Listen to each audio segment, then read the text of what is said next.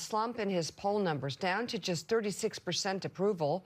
Voters are paying close attention to the wars overseas, the economy here at home, and the heavy-handed approach to immigration issues, including the deportation of a college student who was brought to America when she was just 7 years old.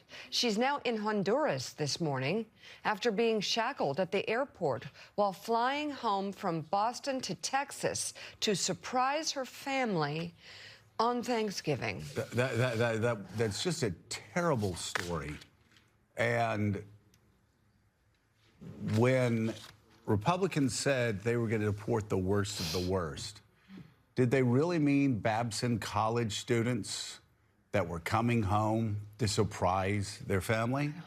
And then here you have this college student at Babson who is met at Logan and ends up being shackled and sent back to Honduras, a country where her parents removed her from because of the violence when she was 7 years old.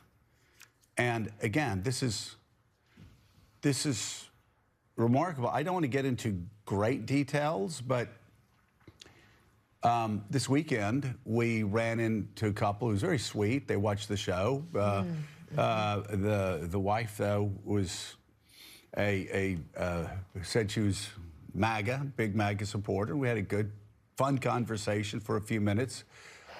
But then Mika pressed her, Jonathan, on, okay, so do you really support mothers being ripped out of the arms of their babies? The way people are being treated by masks. Do you really support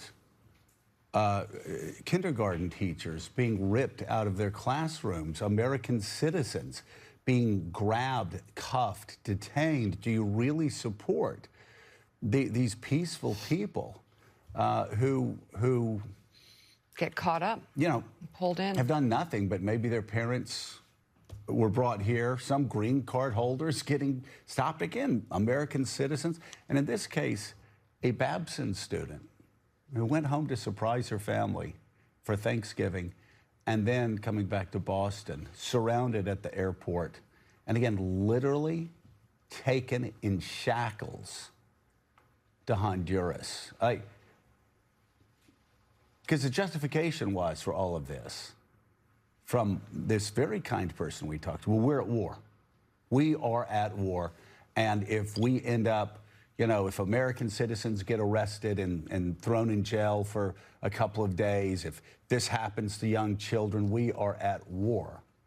We're at war. The border is more secure than it's ever been. Immigration is down. We're at war. So does she feel safer this morning because a 19-year-old young girl, young woman who was visiting her parents on Thanksgiving ended up handcuffed and shackled and deported to Honduras? Does that make America safer?